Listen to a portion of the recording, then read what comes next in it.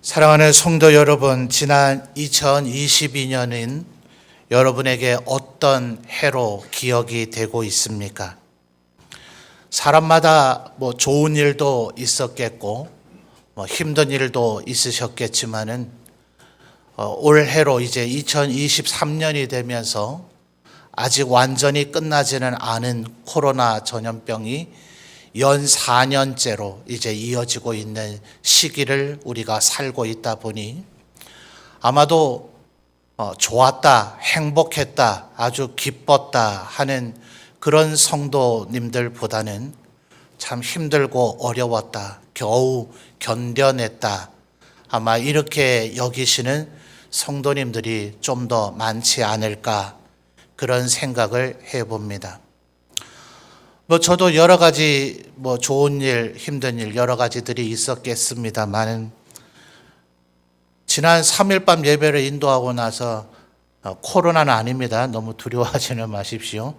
감기 몸살이 갑자기 너무 심하게 와가지고 이제 오늘 이 신년 감사 예배로부터 해서 이제 신년 비전 기도회를 계속 인도해야 되겠다 싶어서 컨디션 관리를 하려고 몹시 애를 써보는데 오늘 목소리가 조금 선명하지는 않을 것 같아서 성도님들께 죄송한 마음이 있습니다. 아마 우리의 삶에는 이렇게 아마 힘들고 어려운 일들이 많이 있었을 것입니다. 어쩌면 오늘 우리가 이 본문을 읽은 이스라엘 백성들의 형편도 우리와 비슷했을 거예요.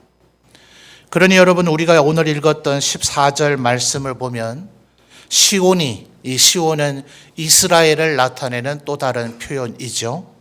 시온이 하나님께 이르기를 뭐라고 얘기했다고 14절에 얘기합니까?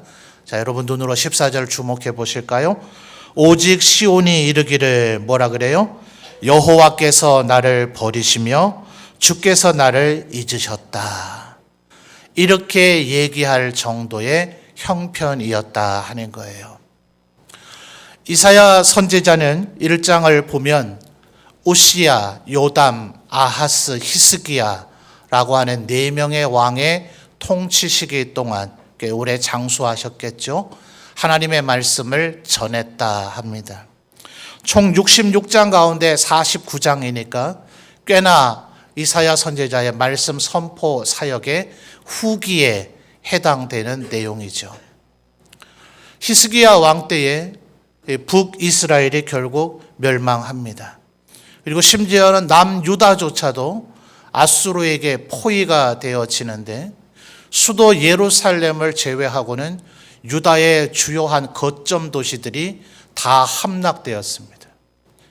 그러니까 그때 이미 아수르에게 멸망하지 않은 것이 거의 기적일 정도였어요. 일부러 이 아수르의 대군은 예루살렘을 도울 손길이 없다라는 것을 이스라엘이 느끼도록 하기 위해서 바로 예루살렘으로 직행하지 않고 남유다의 주요한 거점 도시들, 예컨대 헤브론이라든지 베들레헴이라든지 우리가 구약 성경에서 익숙하게 알 수 있는 그런 유다의 주요한 성읍들을 다 정복해 버리고 예루살렘 성을 포위하고 심지어는 유대 말을 아는 사람을 앞세워 가지고 분명히 너희의 왕과 너희 제사장과 선지자들이 하나님을 믿고 의지하면 괜찮아, 견딜 수 있어 이렇게 얘기할 것인데 그런 말에 속지 마라. 너희 하나님은 이미 너희를 버렸기 때문에 곧 우리에게 함락될 것이다 라는 말로 백성들의 사기를 떨어뜨리려고 선동질을 했을 정도였어요. 그러니 히스기야 왕이 왜 이러십니까? 전쟁을 하는 이 지도자들이, 왕들이, 장수들이 조금 신사적이어야지 왜 그런 말로 우리 백성들을 흔들어 놓으려고 합니까? 나하고 국제 당시 이 중근동의 통영어인 아람어로 대화합시다. 잘 알지도 못하면서 우리 유대말을 하려고 합니까? 이렇게 아수르 군대 장군에게 제안을 할 정도였다. 결국 하나님 앞에 너무 교만하게 군 그 아수르와 그리고 하나님 앞에 간절히 기도한 왕과 선지자들의 기도가 있기 때문에 아수르 대군은 물러가기는 했습니다. 자, 그러면 그때 유다의 형편이 어떠했을까요? 말씀드렸듯이 유다의 주요한 거점 도시들은 다 정복을 당해 버렸었고 예루살렘도 포위를 당했었습니다. 예루살렘은 시온 산성이라 불려질 정도라서 언제나 물의 공급이 힘들었기 때문에 유다의 주요한 왕들은 예루살렘 성 안에 수로를 만들었을 정도인데, 말이 수로지 사실은 그저 내린 빗물 흘러들이게 해서 고여있게 해서 그것을 먹고 살고 견디도록 만들어 놓은 거예요. 그때 당시는 그거라도 안 마시면 목말라 죽게 생겼으니 마시기야 했겠지만, 아마 현대인들이 지금도 가면 이 고대 유대 왕들이 만들어 놓은 수로와 그리고 유대 예루살렘 성 안에 인공으로 만들어 놓은 연못들이 있어요. 근데 거기에 고여 있는 물, 그 수로로 흘러 들어가는 물, 그거 마시면서 견디라 하면 아마 여기 있는 성도님들이나 저도 그 물을 결코 마시고 싶지는 않을 거예요.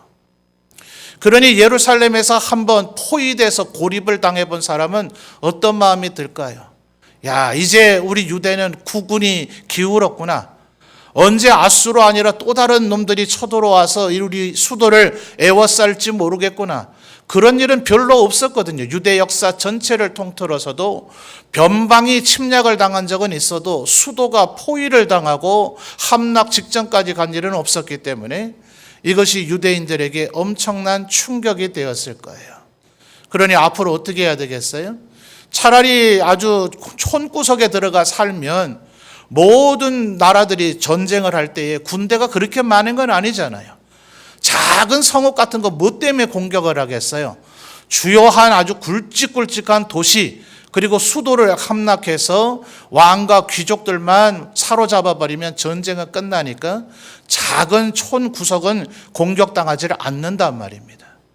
그러니 내가 예루살렘에 살고 있다가 괜히 봉변당하느니 이제 왕도 힘을 잃었고 이 나라도 언제 망할지 모르니 차라리 촌에 가서 내가 숨어 사는 게 낫겠다.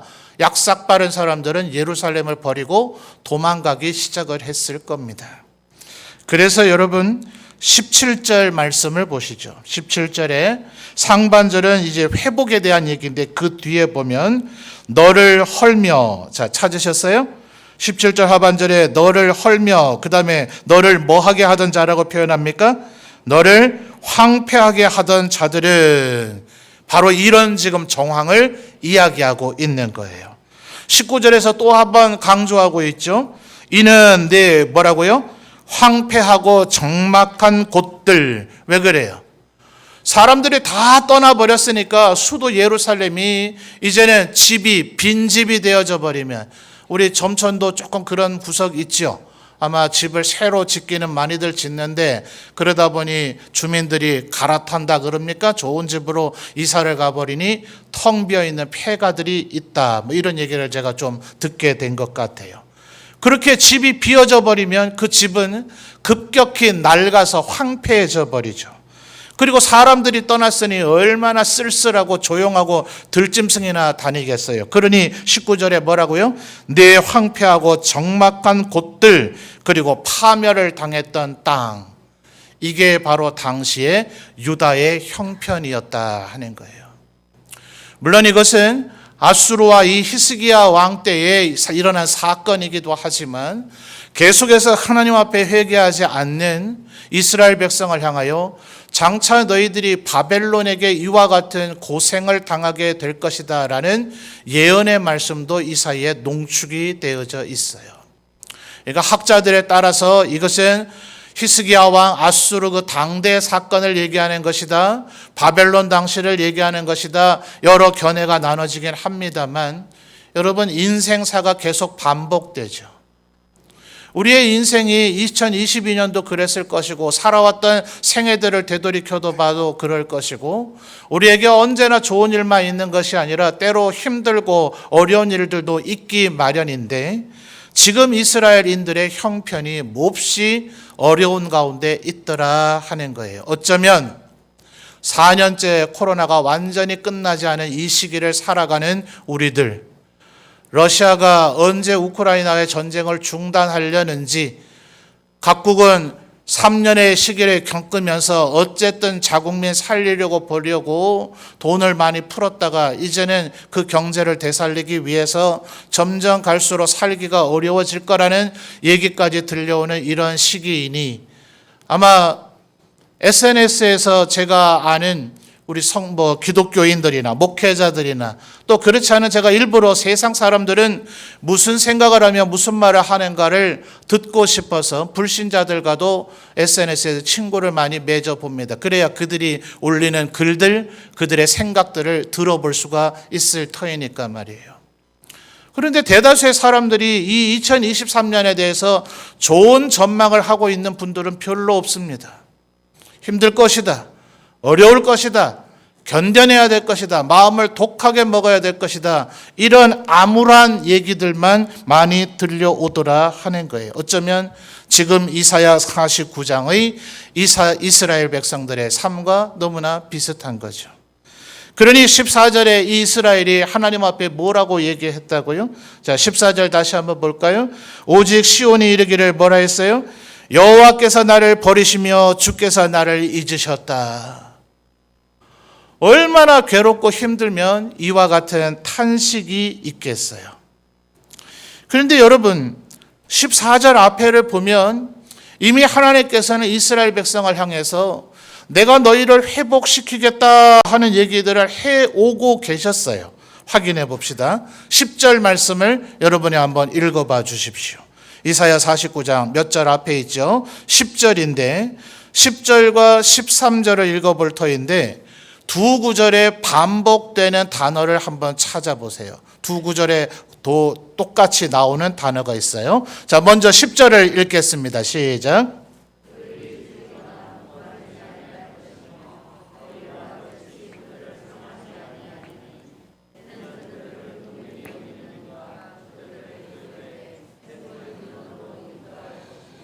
아멘. 자, 10절만 하더라도 이미 하나님께서 회복을 약속하고 계시죠.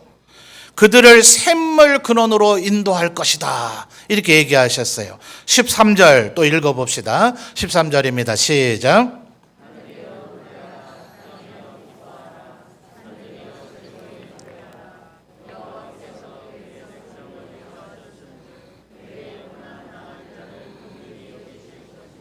아멘. 13절에는 위로와 긍휼이라고 하는 아주 중요한 단어들이 나오기는 합니다. 자, 여러분 찾으셨어요? 10절과 13절에 반복된 단어가 뭡니까? 긍휼이죠, 긍휼. 하나님께서 내가 너희를 긍휼히 여기겠다, 내가 너희를 긍휼히 여기겠다라고 얘기를 하셨는데 이 이스라엘 백성들의 삶의 고난과 힘듦과 어려움이 얼마나 대단했으면 14절에 이미 하나님께서 긍휼을 베푸시겠다고 10절, 13절에서 이미 얘기하셨는데도 불구하고 14절에 뭐라고 얘기하고 있다고요? 여호와께서 나를 버리시며 주께서 나를 잊으셨다. 이렇게 탄식할 정도더라 하는 거예요. 그래서 하나님께서 오늘 이사야 선지자를 통해서 이 말씀을 우리에게도 전해 주십니다. 여러분 15절 여기에서 또다시 긍휼이 언급이 돼요. 15절 여러분이 한번 다시 읽어 주십시오. 시작.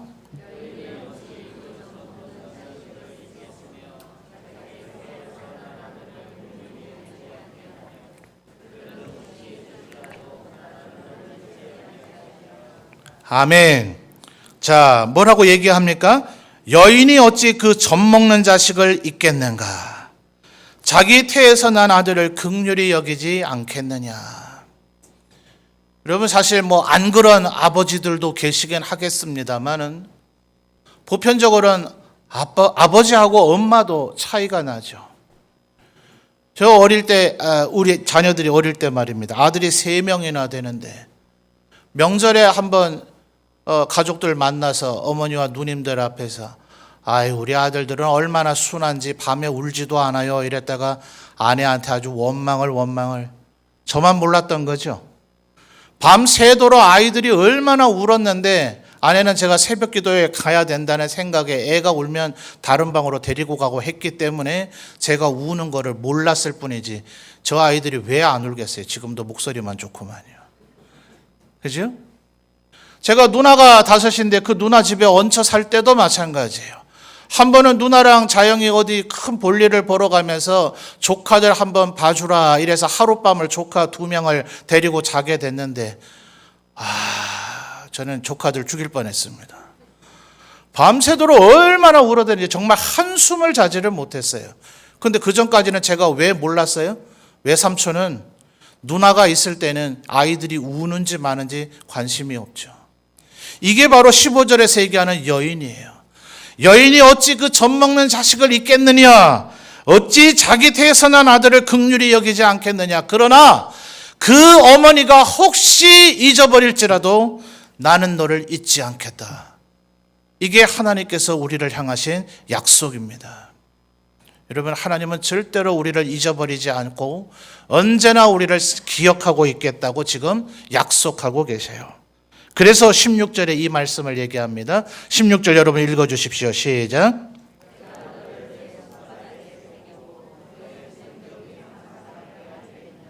아멘. 여러분, 하나님께서 시내산 정상에서 출애굽기를 보니 모세에게 10계명을 어디에다가요?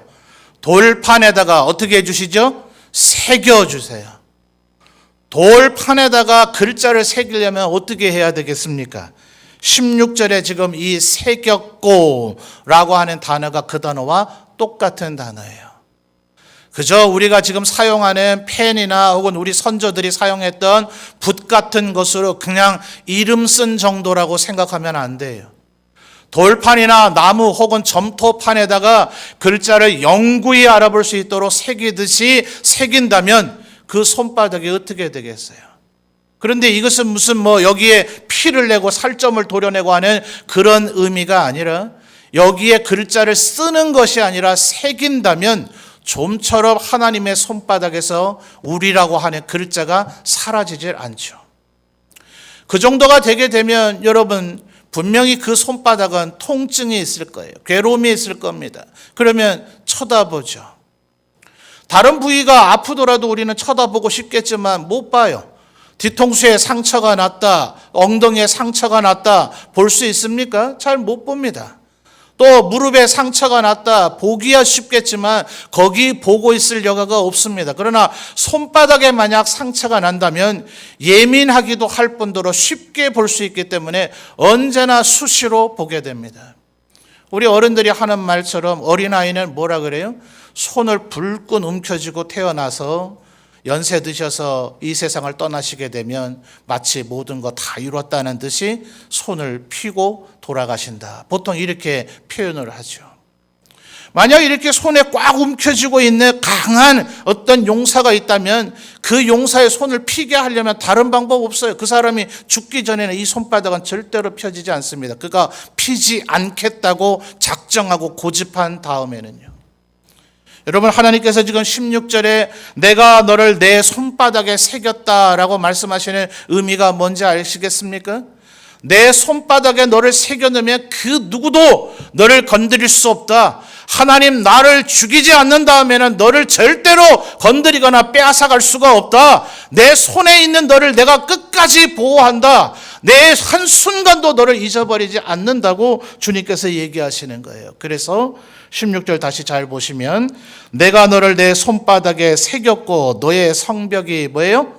항상 예루살렘이 함락 직전까지 갔으니 이 예루살렘 성벽이 과연 안전하겠는가? 이 예루살렘에 살아서 되겠는가? 아이고 이제는 틀렸구나 도망가야지. 아니요, 그 성벽을 하나님께서 언제요?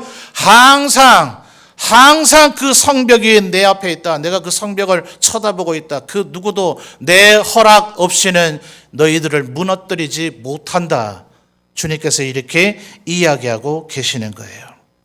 아까 우리는 이미 17절 하반절과 19절 상반절에서 겁을 집어먹은 이 예루살렘 주민들이 그곳을 떠나버렸기 때문에 예루살렘이 황폐하게 되어졌고 적막하게 되어졌고 마치 나라가 곧 망할 것처럼 되어져 버렸다는 것을 이미 우리가 살펴봤어요. 그런데 17, 18, 19절을 보면 하나님께서 그것이 어떻게 회복되게 될 것인가를 설명하십니다. 17절 상반절을 볼까요? 내 자녀들은 뭐라고 얘기합니까? 빨리 걸으며. 여러분 우리말로 자녀들 이렇게 번역이 돼 있으니까 이게 도대체 몇 살쯤 된 애인지, 그죠? 우리 60대, 70대, 80대 어르신들에게 자녀란 40대, 50대도 있을 거 아니에요. 그러니까 자녀들이라고 해놓으니 조금 애매한 느낌이 있어요. 그러나 원문을 정확히 보면 어린 아이들이라고 되어 있어요. 여러분 출애굽을 하게 될 때에 모세가 내 백성을 내놓으라 그러니 바로가 꼼수를 부리죠. 너희 자녀들은 데려가지 말아라 이렇게 얘기하죠. 또 야곱이 에서를 만났을 때 에서가 야곱아 이제 나하고 같이 가서 세일산에서 살자 이러니 야곱이 따라가기 싫으니까 한다는 소리가 내 짐승들도 새끼가 있고 우리 자식들이 너무나 어려서 형님의 그 기병대를 도저히 따라갈 수 없습니다. 어린아이들은 빨리 걸을 수 있어요? 없어요? 안 돼요. 20살 넘은 장정들, 군대에 나갈 수 있는 전사들이 행군 훈련을 받아서 빨리 이동해서 천리 행군도 하고 이렇게 하는 거지 어린아이들은 절대로 빨리 걸을래야 걸을 수가 없어요. 그런데 17절은 뭐라고 얘기합니까? 네 자녀들, 아니요, 네 어린아이라고 읽어야 정확한 느낌이 와요. 네 어린아이들은 빨리 걸으며 18절의 중반절을 보면 18절 내 눈을 들어 사방을 보라. 그 다음 나타나는 그들이라고 하는 이 단어가 17절의 네 자녀들입니다. 그들이 다 모여서 네게로 오느니라. 이스라엘 이 예루살렘 성이 그 떠났던 모든 백성들이 얼마나 모여들게 되는지 19절을 보십시오. 이는 내 황폐하고 적막한 곳들과 내 파멸을 당하였던 땅이 그 다음 뭐예요? 이제는 그 다음 뭐라고 얘기합니까? 주민이 많아 좁게 될 것이며. 여러분 예수님 때에도 보니까 삭개오 같으니 또 선한 사마리아인의 비유가 예수님 얘기하실 때에 예루살렘에서 여리고로 내려가다가 강도를 만났다 그러죠. 왜 그랬다고요? 예루살렘은 산성으로 돼 있어서 도무지 집을 더 넓혀 나갈 수가 없어요. 자꾸 인구가 늘어나니까 예루살렘에서 먹고 잘 수가 없어서 인근 여리고에서 먹고 자면서 출퇴근하는 사람들, 지금처럼 카드나 지폐가 수표가 있는 시절이 아니기 때문에 동전을 휴대하고 여리고에서 예루살렘으로 출퇴근을 하게 되니 그 길에는 강도가 많더라는 거예요. 그러니까 지금 19절에 이 상황이 되면 이렇게 많이 모여지면 이건 예루살렘의 문제가 아니에요. 이거는 완전히 사람이 너무 많아지게 되면 오히려 그것이 힘듦과 어려움이 될 수가 있단 말입니다. 그런데 여러분 18절을 잘 보십시오. 18절 여러분 다시 한번 마지막으로 읽어주세요. 18절입니다. 시작.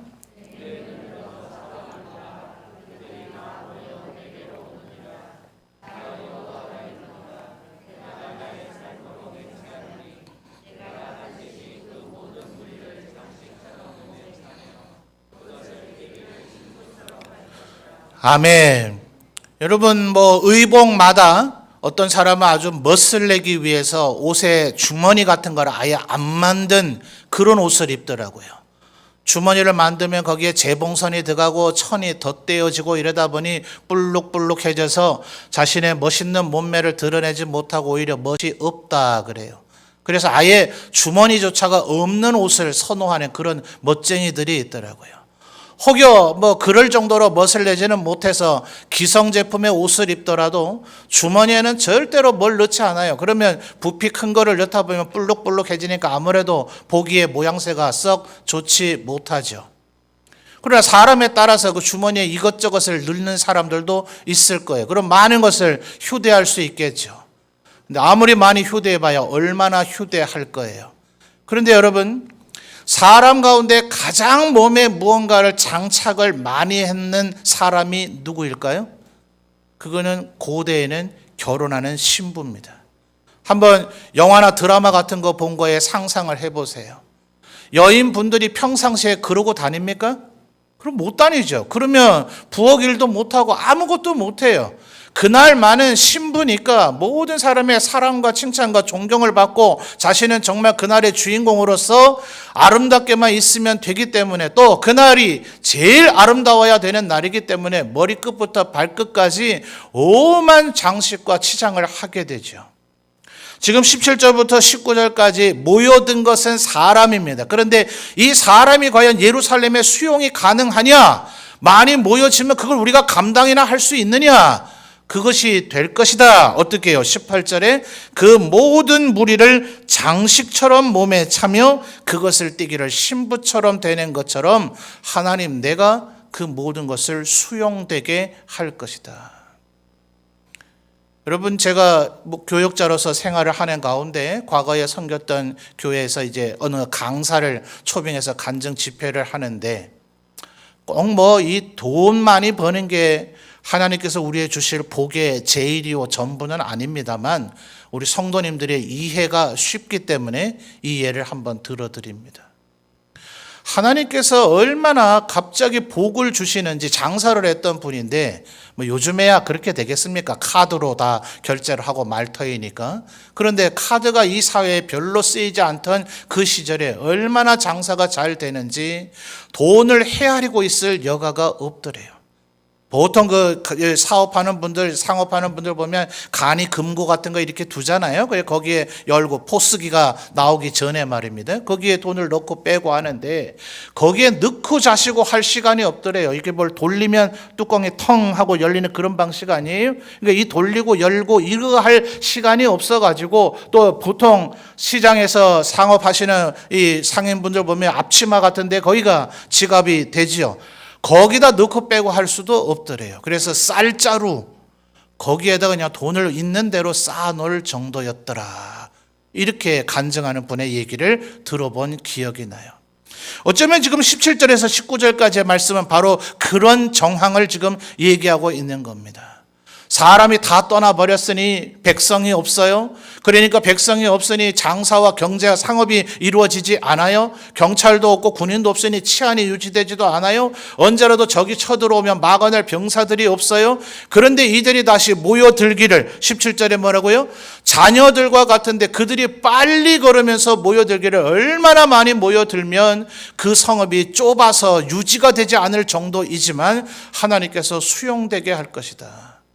너희의 삶의 모든 영역을 회복시켜 줄 것이라고 하나님께서 이야기하고 계시는 거예요.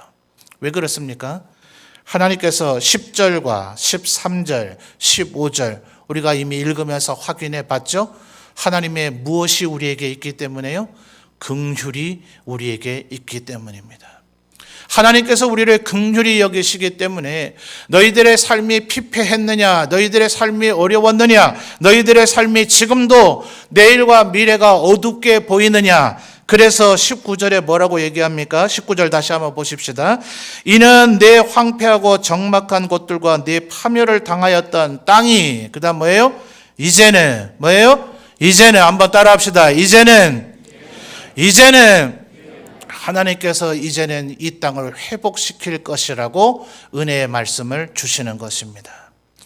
여러분, 그러면 이 말씀을 2023년을 하나님께서 염두에 두고 2023년에는 대한민국에는 최소한 코로나가 중단될 것이라고 예언해 주신 걸까요?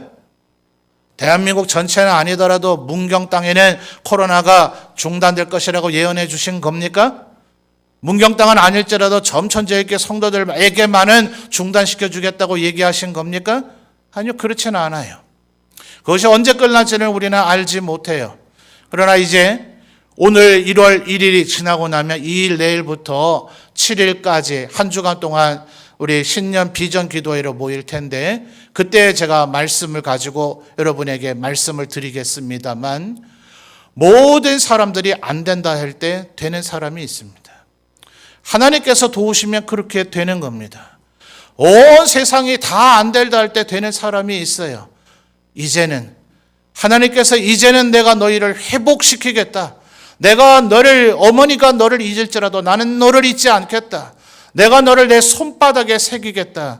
이 말씀을 믿고 하나님을 의지하는 자는 이제는 그의 삶을 하나님께서 회복시켜 주실 줄 믿습니다. 이 믿음 가지고 이 한 해를 힘차게 살아가시는 우리 성도들이 되시기를 바랍니다.